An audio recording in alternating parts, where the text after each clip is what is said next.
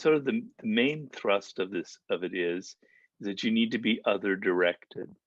So people who are bad at seduction, using let's just go into the male seducer right now.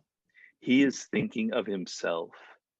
He's and he's not even aware of that. He really wants to impress the woman, really wants to impress her. He finds it very, for whatever reason, right? But he's thinking about himself.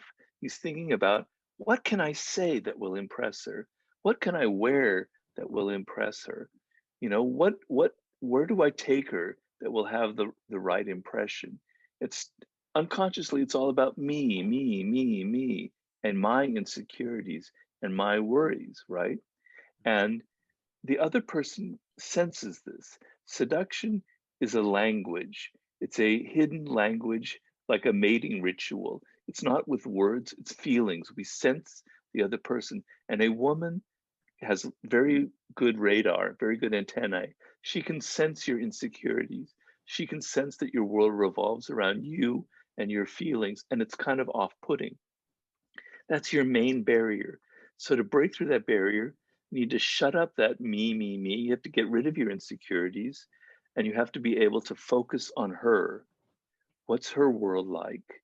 What are her ideas? What are her values? What makes her excited? What makes her bored?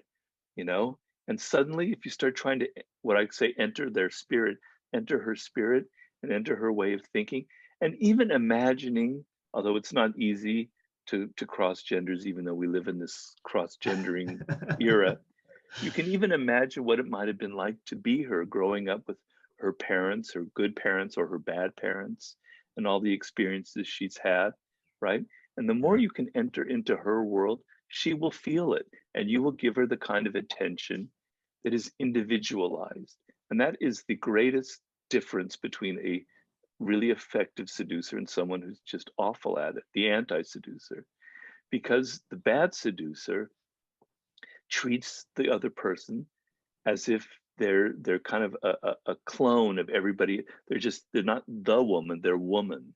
They're all the other women, and they're not seeing the person as an individual with their own tastes and their own weirdness.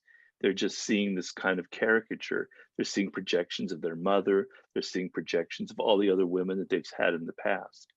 To turn that around and to be actually focusing on her as an individual is already insanely seductive, right?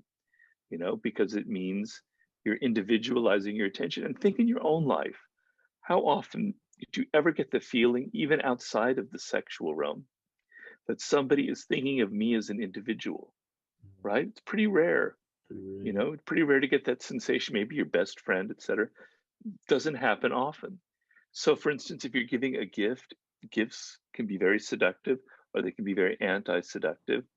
If you just give a woman an expensive ring, or you give her a box of chocolates thinking you're being so thoughtful, it's like what anybody would give. It's generic. It's not. But if you think it's something that's cheap, it's only costs like 10 quid or something. It's not some expensive gift, but it's about something she was talking about. It's about something that's got some emotional resonance about it. That's a gift with seductive power because it's individualized. So that's the main barrier. And once you've crossed that barrier, if you can continue doing that within the relationship, if you don't stop, you don't and they don't become too familiar and you don't become too bored, you can still keep trying to find new things out about them, still trying to enter their world. It will keep the relationship somewhat fresh because normally, you know, familiarity breeds contempt, as they say. And so you want to be able to fight that. So that's kind of my short answer on that one. Yeah. Relatively short.